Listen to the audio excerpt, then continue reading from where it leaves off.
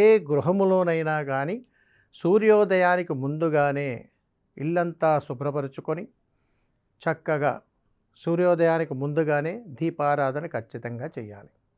అలా చేసినటువంటి గృహాలలో ముందు సౌఖ్యం ఏర్పడుతుంది, మనశ్శాంతి వస్తుంది.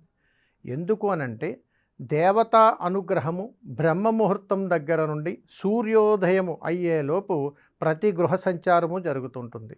అక్కడ మనము నిద్రపోయినా మెలకువగా ఉన్న మన యొక్క ఆత్మతత్వ కారకాల యొక్క అనుగ్రహములో భగవంతుని యొక్క అనుగ్రహం తప్పనిసరిగా పొందుతుంది ఈ జీవం.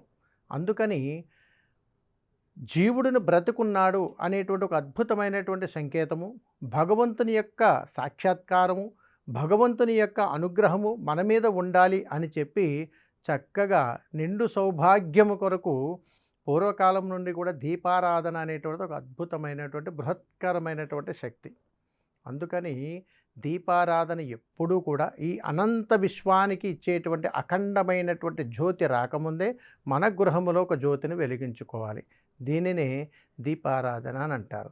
దీపారాధన 2 పూటలా చేస్తే సర్వత్రా కూడా శుభాలే కలుగుతాయి.